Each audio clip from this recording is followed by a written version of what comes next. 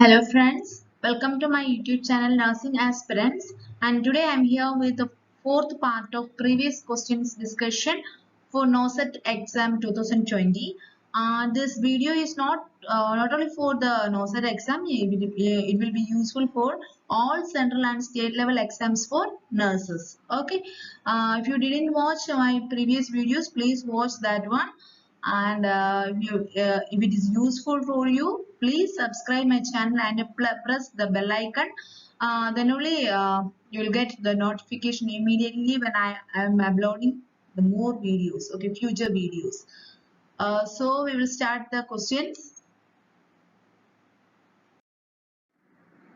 The first question: the nursing officer is assessing a newborn respiration. What clinical findings indicate that the respiration are within the expected range? That means a nursing officer is assessing a newborn respiration, and the respiration, well, here they are asking for the respiration rate, whether it is regular or irregular. What will be the expected range? That is the question. Yes, we will see the options. First one, option A, regular thoracic respiration, 40 to 60 respiration per minute. Okay. Second option, irregular thoracic respiration, 30 to 60 respiration per minute.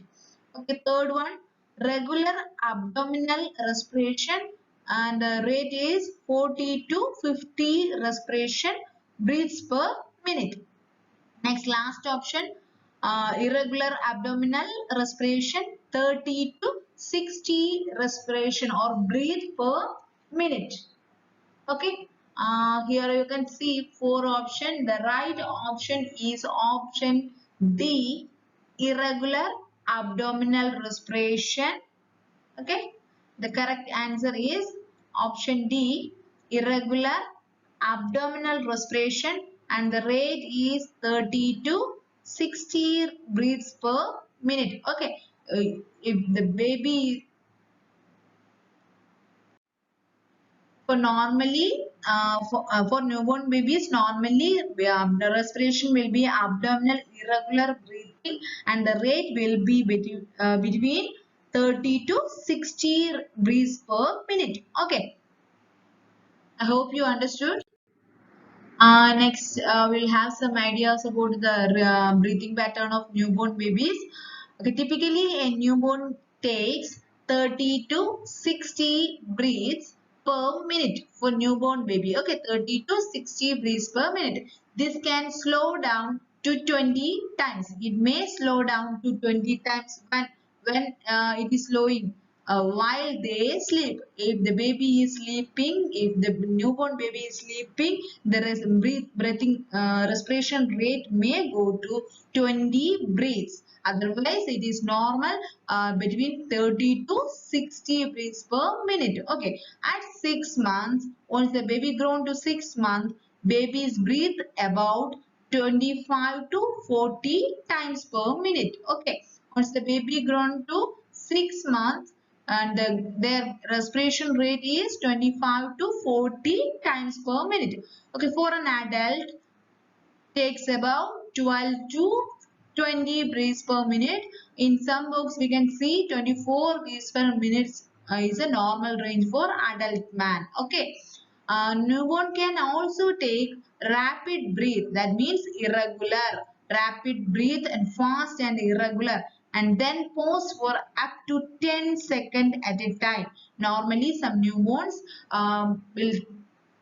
will be having rapid breath, and then there will be small pause for 10 seconds. Okay, this is not an abnormal in newborn babies. It's normal. Okay,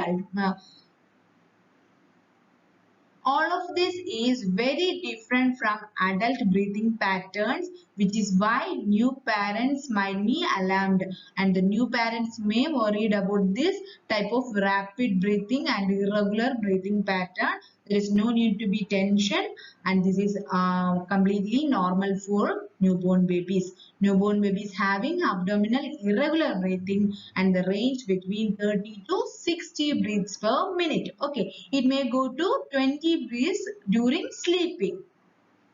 And we will discuss next question now. The machine shown in the diagram is, you can see one picture here. What is this diagram showing? Okay, you can see the options. First one, infant warmer. Second one, phototherapy machine. And third one, infant cradle. And option D, hugging food. Okay, the correct answer is, everyone will be knowing this one. And you may get some confusion with the phototherapy machine. Okay, correct answer is infant warmer. This picture is infant warmer or radiant warmer for newborn babies. Okay, correct answer is infant warmer. Here you can see two pictures.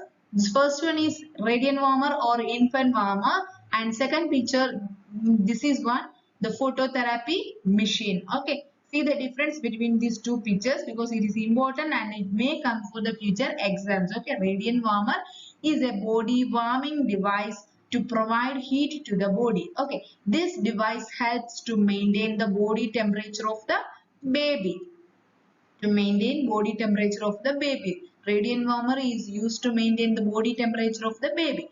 And next one is phototherapy. Phototherapy is a type of medical treatment that involves exposure to fluorescent light bulbs or other sources of light like halogen lights, sunlight, and light emitting diodes to treat certain medical conditions. Medical conditions like jaundice. Okay, if the child having newborn baby is having jaundice, and the doctor may ask nurses to put the babies in phototherapy machine for some periods. It will help to reduce bilirubin level in the new baby's blood. Okay, this is the difference between radiant warmer and phototherapy. Radiant warmer is used to maintain body temperature of the baby, and phototherapy is used in some medical conditions for babies. Example, jaundice. To reduce bilirubin level in newborn babies, we are putting the baby in the phototherapy machine. Here is one light source which helping to reduce bilirubin level. Okay. And third question, the instrument shown in the figure is, it's very important. Please study the all pictures of all forceps pictures. Here you can see one forceps. See the option, Babcock forceps, tongue holding forceps, sponge holding forceps, Kelly's forceps. Okay, and see this tip area. And correct answer is Babcock process. Sorry, Babcock forceps. Okay, Babcock forceps are finger ring ratchet non-perforating forceps. Okay, this is the feature of Babcock forceps. Okay, ring ratchet non-perforating forceps used to grasp delicate tissue. To grasp delicate tissue. They are frequently used with intestinal and laparotomy procedures. Babcock forceps are similar to Alice forceps. However, they may be considered less traumatic due to their wider rounded grasping surface. Okay, study the difference between Alice forceps and Babcock forceps. Both forceps have similar function to grasp tissues, but why we are using Babcock forceps means it won't cause any injuries to the tissues. That's why we are using Babcock forceps instead of Alice forceps in some procedures like intestinal and laparotomy procedures. Okay. Next, here you can see tongue holding forceps. The word itself is giving meaning to hold tongue. Okay, during some procedures to hold tongue, we are using this forceps. Okay, see the structure of tongue holding forceps. Okay, featured snippet from the verb. Used to facilitate grasping, holding or manipulation of the tongue. Okay, grasping, holding or manipulation of tongue during a surgical procedures If the patient is having some oral surgery or a throat surgery, something, we need to hold uh, prevent if tongue is making some interruptions during the procedures, we need to hold the tongue for some time. Okay, for that we are using tongue holding forceps. Tongue clamps or forceps are used when an unobstructed view of the tongue is necessary. This instrument features a rubber inserts as the actual working surface. That means in this area we will be placing some rubber pieces to prevent injuries to the tongue. Okay, that is uh, that is tongue holding forceps.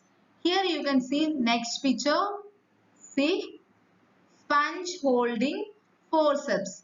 Sponge holding forceps or sponge forceps, as they may be called, are instruments which are used by doctors to hold on to sponge. Okay, forceps used to hold sponge are called as sponge holding forceps or swabs while conducting their medical procedures. Sponge holding forceps are usually made in the shape of a scissor, but it is different. The only one difference is tip. Okay, you see the ring like structure.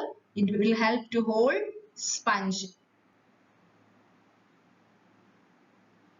Here you can see the last one. What is this? Kelly's forceps. Kelly's forceps. An essential component for any tactical medical kit. This sterile curved 5.5-inch Kelly hemostatic forceps. Okay, Kelly hemostatic forceps with a serrated blunt tip can be used to clamp large blood vessels. For what they are using Kelly's forceps? To clamp large blood vessels, manipulate heavy tissues, and dissect soft tissues. For this purpose, they are using Kelly forceps. Okay, see the structural difference. This type of questions are very common in central level exams, especially for AIMS. Okay. Babcock forceps, tongue holding forceps, sponge holding forceps, and Kelly forceps.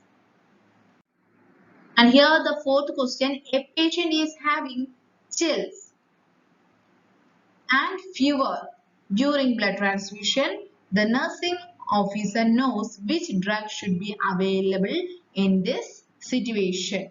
Commonly during blood transfusion, some patients are getting chills and fever due to some allergic reactions. Okay, for that we are giving, see the options: A, adrenaline, and B, piperacillin, and C, Anvil, that is Avil. Okay, the correct option is option C.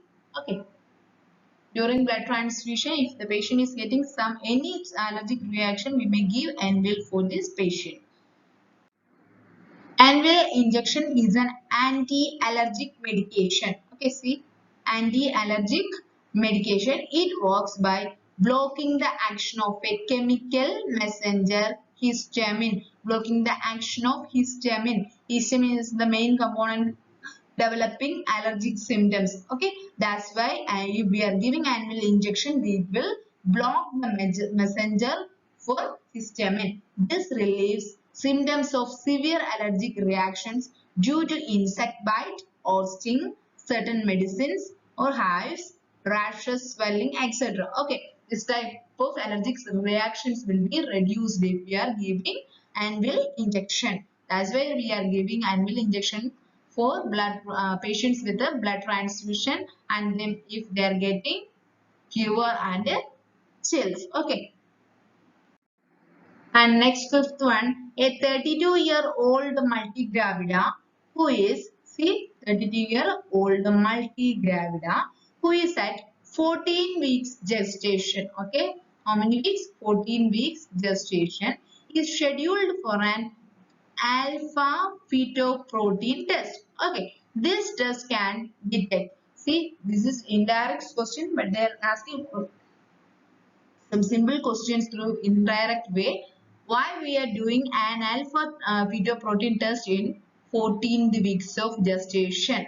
Why? See the option: A, kidney defect; B, cardiac anomalies; C, neural tube defect; and D, urinary tract anomalies. And the correct answer is option C, neural tube defect. Okay, neural tube defect. Please see this word, alpha fetoprotein test for neural tube defect. To find neural tube defect. Okay, alpha fetoprotein or AFP is a protein produced in the liver of a developing fetus. It is produced from, is also an important point, this is produced from liver of a developing fetus. During a baby's development, some AFP or alpha fetoprotein passes through the placenta and into the mother's blood. And this is the process how we are getting alpha fetoprotein from the mother's blood. Okay, once baby developing this alpha fetoprotein from the liver of fetus, it will pass through the placenta and it will enter into the mother's blood circulation. Okay. An AFP test measures the level of AFP in pregnant women during the second trimester of pregnancy. Okay, second trimester means it will be nearly 40-60 weeks. Unborn babies normally make alpha fetoprotein and it shows up in their mother's blood. Checking the level of AFP in a mom-to-be can show if her baby may have problems with their neural tube. Here is the point. If AFP level, alpha fetoprotein level is increased than normal level, then it indicates the development of neural tube defect. What will become the brain and the spinal cord? Neural tube defect are found in the central nervous system. Okay, this neural tube only developing and forming brain and spinal cord for fetus. If there is any problem in the neural tube, it will be affecting development of brain and spinal cord of baby.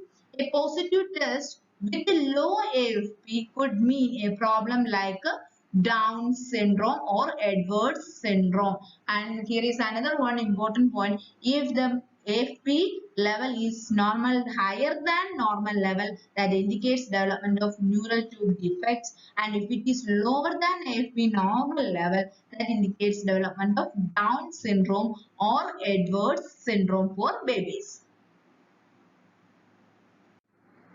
Here you can see this next question. Sixth one, a nursing officer is attending a child with attention deficit hyperactivity disorder, that is ADHD, attention deficit hyperactivity disorder. Okay, a child with ADHD.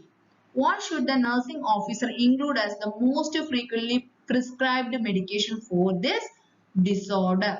And here they are asking for important medication for ADHD. The correct answer is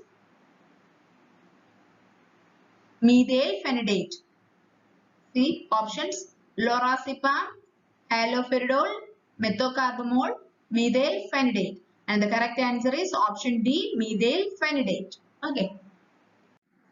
Here you can see some points about ADHD or attention deficit hyperactivity disorder is one of the most common neurodevelopmental disorder of childhood. Okay, this is what type of disorder? Neurodevelopmental disorder of childhood. It is usually first diagnosed in childhood and often lost into adulthood. Children with ADHD may have trouble paying attention, controlling impulsive behaviors, or overly active. These are the some symptoms of ADHD children. Daydream a lot, forget or lose things a lot, squirm or forget, talk too much, make careless mistakes or take unnecessary risks, have a hard time resisting temptation, have trouble taking turns, have difficulty getting along with others. Okay, and these are the some causes of ADHD: brain injury, exposure to environmental causes during pregnancy or at a young age.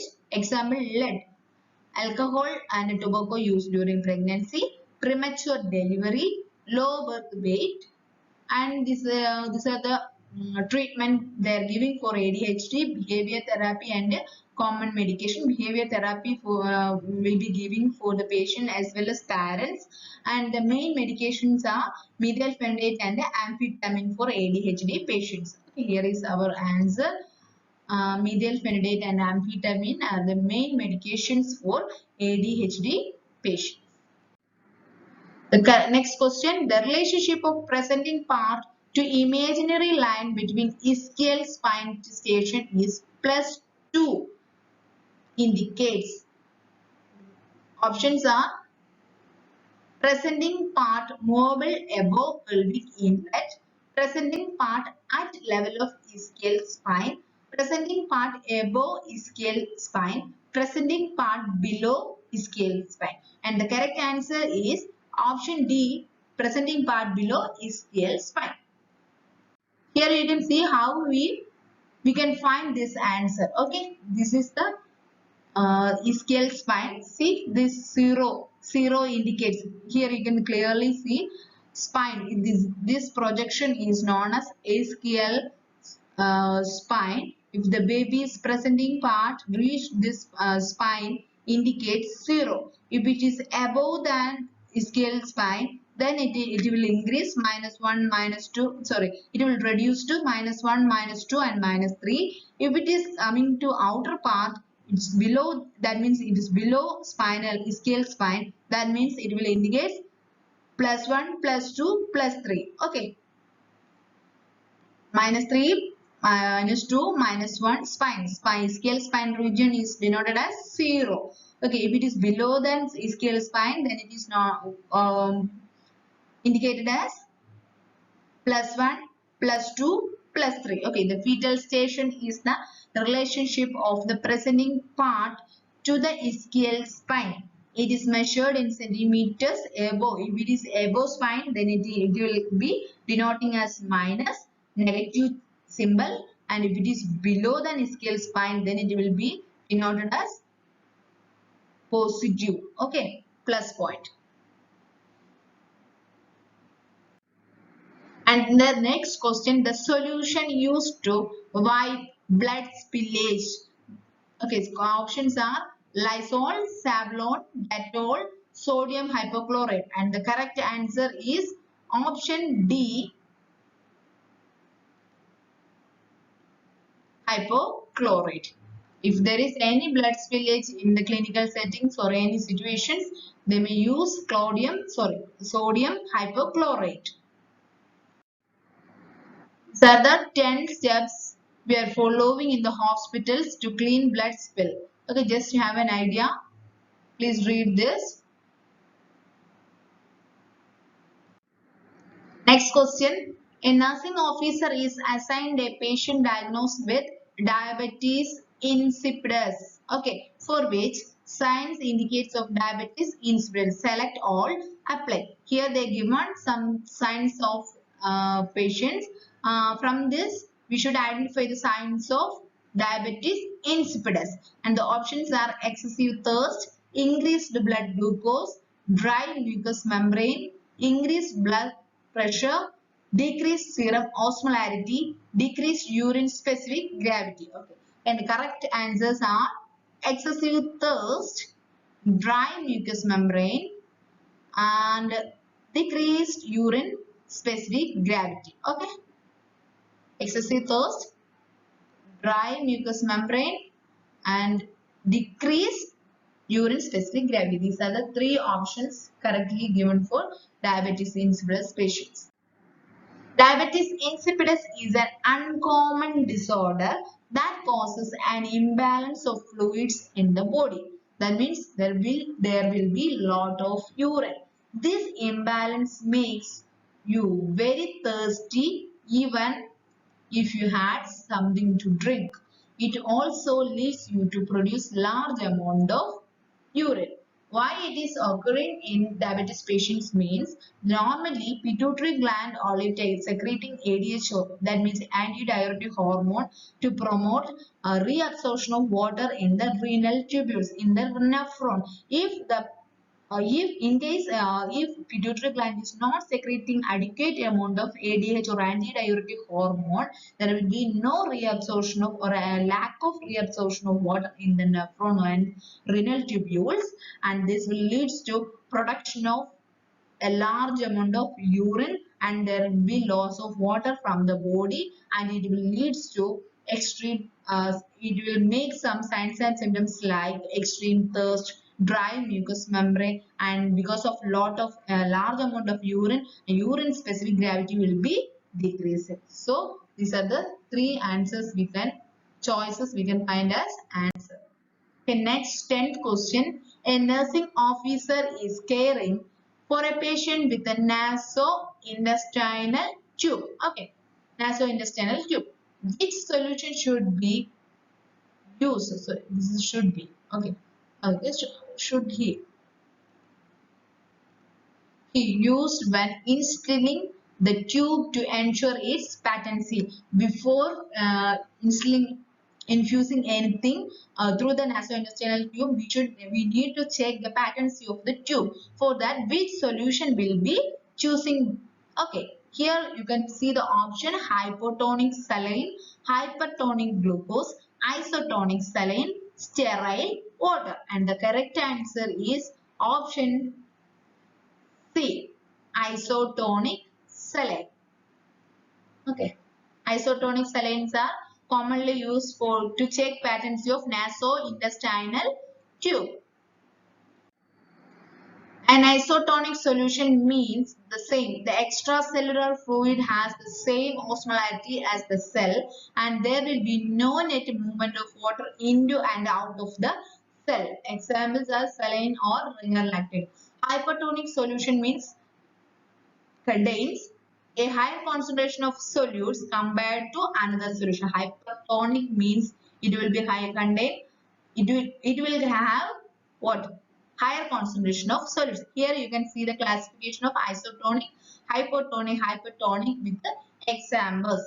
What are the solutions will be coming under isotonic? 0.9% sodium chloride and lactated ringer solution, 5% dextrose in water. These are the isotonic solutions used in the clinical settings. And the hypotonic solutions, 0.45% NaCl, 0.33% NaCl, 0.2% NaCl, 2.5% dextrose water.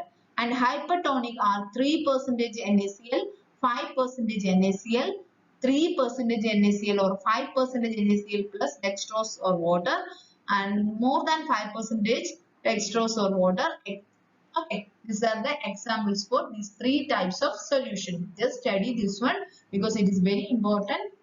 We may expect this type of questions in the exam.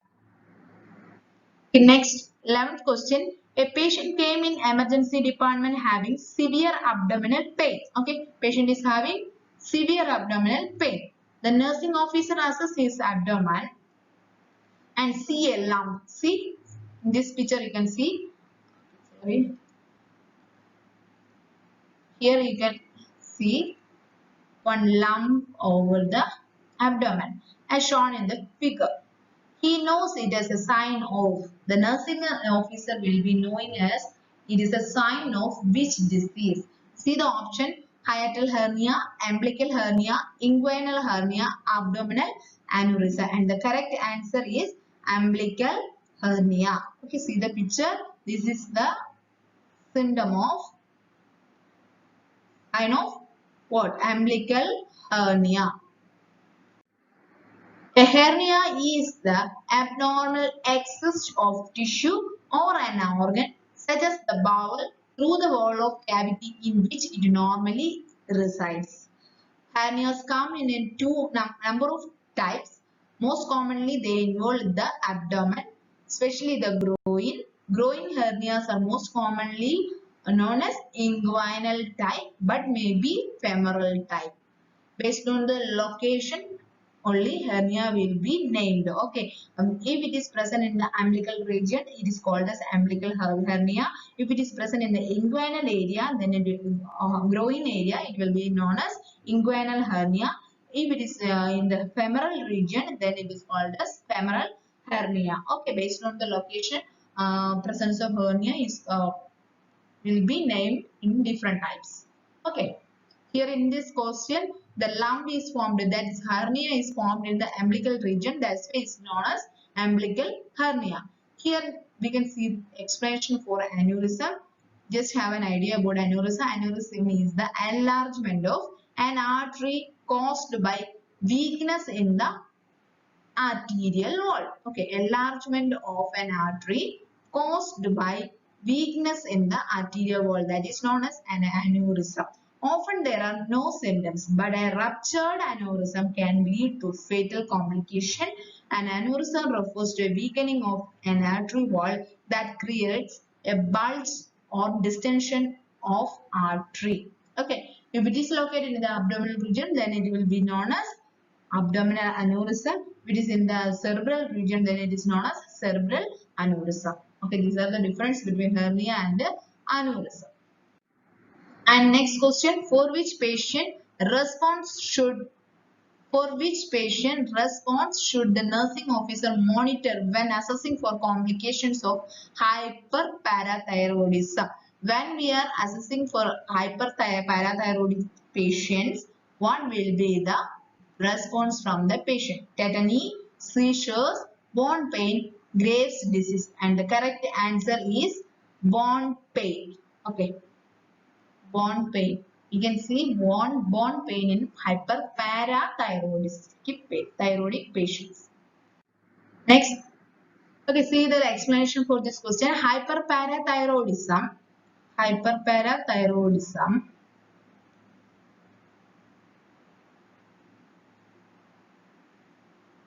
is a condition in which one or more of the parathyroid gland become overactive and secrete too much parathyroid hormone. That's why it's known as hyperparathyroidism.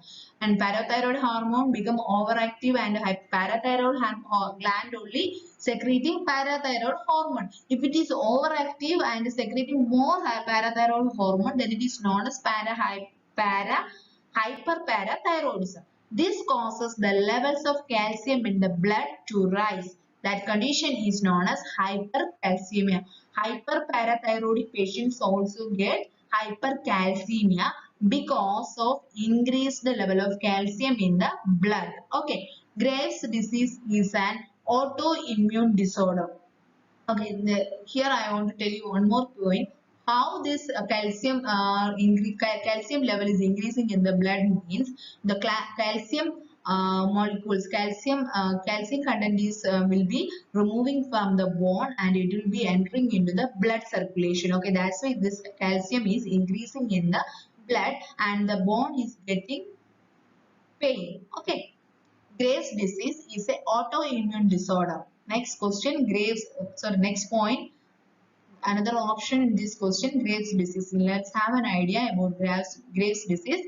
Is an autoimmune disorder that causes hyperthyroidism. We know that we have another gland, thyroid gland. If the thyroid gland is overactive, then it is overactive and secreting more hormones, then it is known as hyperthyroidism. Okay, with this disease, your immune system attacks the thyroid and causes it to make more thyroid hormone than your body needs. The thyroid is a small butterfly-shaped gland in front of your neck. Okay, that is Graves' disease. Graves' disease is caused by hypothyroidism. Next question. A patient is scheduled to have pig skin from pig skin graft on his burned area. Okay, we know about different types of grafting in burn patients. Which type of graft is going to be applied? Okay, allograft, heterograft, autograft, isograft. Okay, here the graft tissue is taken from the pig skin and we are placing for a burned patient. Okay, and we should know the correct answer for this. Correct answer is option B, heterograft. Graft Grafts and transplants can be classified as autograft, isograft, allograft, or xenograft. This xenograft is otherwise known as heterograft, based on the genetic differences between the donors and the recipient tissues, from where we are taking the donor tissue and in which body we are placing. Based on that, we will be telling this graft, or whether it is autograft or isograft or allograft or xenograft. Here you can see the differences. Autograft, a graft taken from one part of the body of an individual and transplanted onto another site in the same individual. We are placing the tissue part from same patients, and then it is known as autograft. We are placing the same patient. Then it is autograft. Isograft means graft taken from one individual and placed on another individual of same genetic constitution. Actually, here is two individuals. We are taking the tissue from graft is taken from one individual and we are placing in another individual, but they both persons are in same genetic constitution. Example, grafts between identical twins. If we are placing this type of graft, then it is known as isograft. Next one, allograft. Graft taken from one individual placed on genetically non-identical member of the same species. Okay, allograft means we are taking graft from one person and placing in another person, but both persons are in the same species but non-identical member. They are not a twin or something. Then it is known as allograft. Then the last one, xenograft. Xenograft means graft taken from one individual placed on an individual belonging to another species. And the here both persons are in the donor and the recipients are belonging to different species. And for example, animal to man. Okay, then it is known as xenograft, and xenograft is known as heterograft.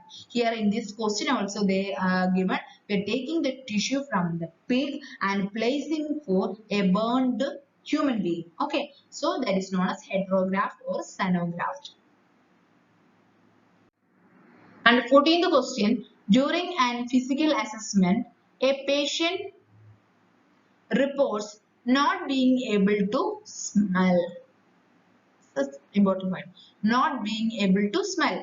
Which cranial nerve should the nursing officer assess? Okay, we know that we have 12 pairs of cranial nerves and because of damage or non-functioning of which cranial nerve, and this patient is getting this type of trouble. Okay, the patient is getting problem with the smell. Patient can't smell.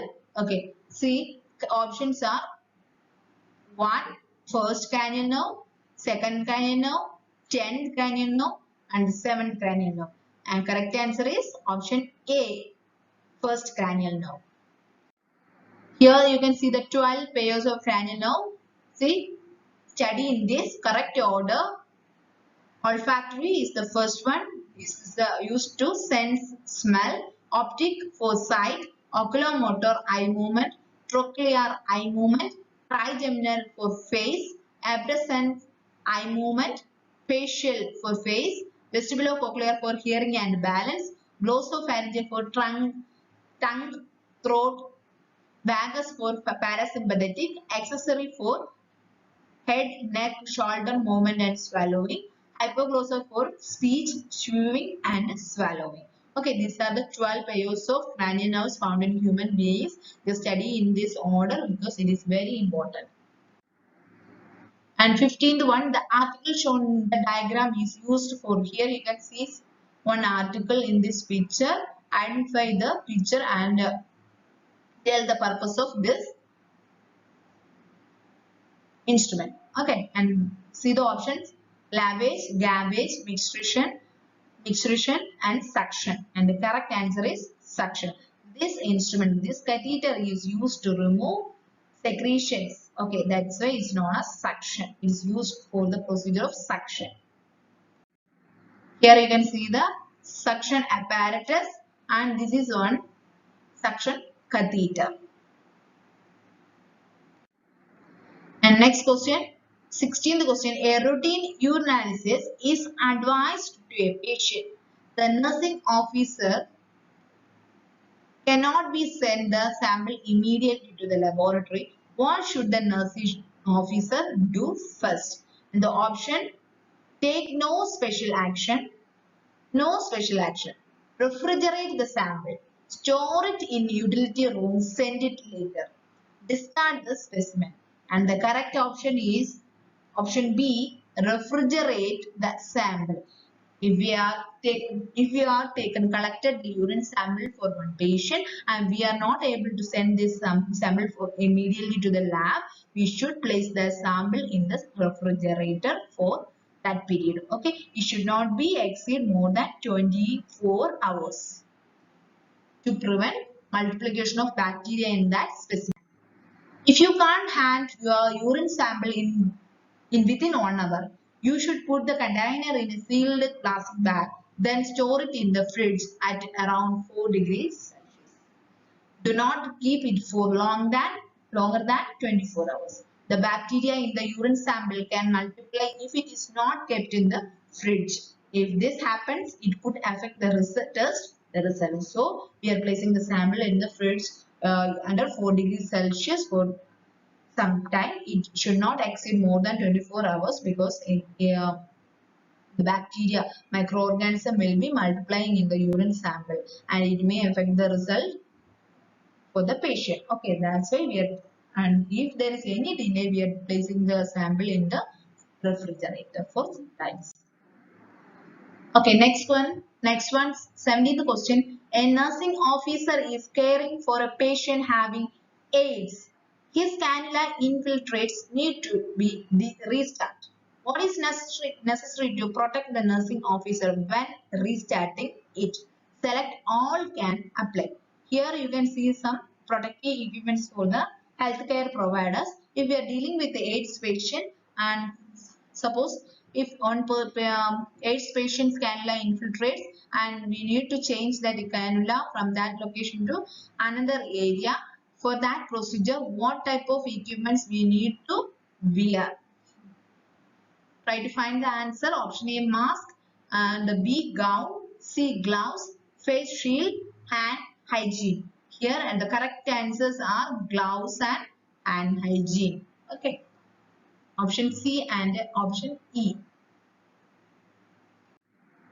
Wear protective eyewear, mask or face shield during procedures likely to generate droplets of blood or body fluids in case of AIDS patient. In general, protective eyewear, mask and clothing are not needed for routine care of AIDS virus infected patient. If there is any chance for the droplets of blood or body fluids, then we need to wear eyewear, mask, face shield, apron, everything. Okay. Otherwise, there is no chance for spilling or it's a minor what to tell you, if it is a routine care, there is no need for other protective equipment.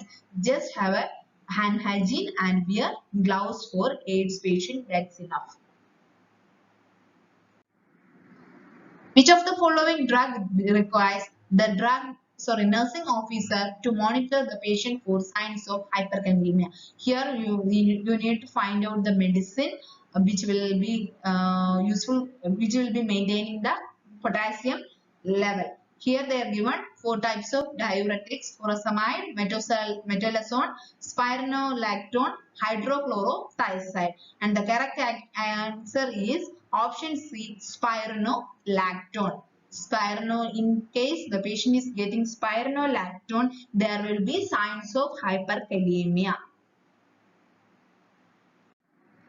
Spironolactone is used to treat high blood pressure and heart failure. Lowering high blood pressure helps prevent strokes, heart attacks, and kidney problems. It is also used to treat swelling, that means edema, caused by certain conditions such as heart failure, and liver disease by removing excess fluid. Spironolactone is a one type of diuretic and it will help to remove excess fluid, improving symptoms such as breathing problem. This medication is also used to treat low potassium levels because it won't lose potassium from the patient. Okay, if we are using another types of diuretics, there is chance to get hypokalemia for the patients. It will be lead to some complications. So we are giving, in order to preserve potassium level in patient, we are giving spironolactone, and there is chance to get hyperkalemia also. Conditions in which the body is making too much of natural chemical aldosterone. Spironolactone is otherwise known as water pill or potassium sparing diuretics. Please study this word also, water pill. It is very important. They may ask which medicine is known as water pill, that is spironolactone or potassium sparing diuretic. And 19th question, name the instrument shown in the diagram. You can see this picture. Everyone will be knowing this one. And the options are sigmoidoscope, proctoscope, bronchoscope, laryngoscope. And the correct answer is option B, proctoscope. This is proctoscope. See this? An proctoscope is a straight hollow metal or plastic tube, sometimes with a tiny light at the end, that allows the gastroenterologist to make a detailed examination of rectum. Proctoscope is used to examine rectum. An instrument that can make tissue samples for biopsy may be inserted through the hollow tube. Okay. Sigmoidoscopy. Here is, this is how sigmoidoscope. Sigmoidoscopy is a test that looks at the rectum and lower parts of large intestine. Colon is the medical term for large intestine, and the sigmoid colon is the lower part of large intestine. Okay, this is sigmoidoscope. And this is bronchoscope. Bronchoscopy is an endoscopic technique for visualizing the inside of airways for diagnostic and therapeutic purpose. An instrument, bronchoscope, is inserted into the airways, usually through the nose or mouth, or occasionally through the tracheostomy. Okay, this is bronchoscope to visualize bronchus or lungs or throat. Okay, here you can see laryngoscope with the different size blades. Laryngoscopy is endoscopy of larynx, a part of throat. It is a medical procedure that is used to obtain a view, for example, of the vocal folds and glottis. If we want to see the larynx or visualize, if we want to do some medical procedures associated with the vocal cords or glottis, we use laryngoscope or laryngoscopy. Okay, see the structures. Next, last question. A patient is anemic and its most important concern is tissue hypoxemia. An increase in which value indicates an acceleration in oxygen dissociation from hemoglobin. In hypoxia patients, in anemic patients, the patient will be getting tissue hypoxia because of lack of oxygen. Here the question is, if there is lack of oxygen, then what will be increased? Okay, and the correct answer is option C. Okay, option C, PCO2, partial CO2, carbon dioxide content will be increased. Okay. Okay, this is very important questions for nurses exams. Please study completely, watch completely. If it is useful, please share to your friends. And if there is any comments, please write. And if you are not at subscribe my channel, please subscribe and press the bell icon to get more videos which I am going to upload in the future days. And watch previous videos also. Study well. Have a nice day.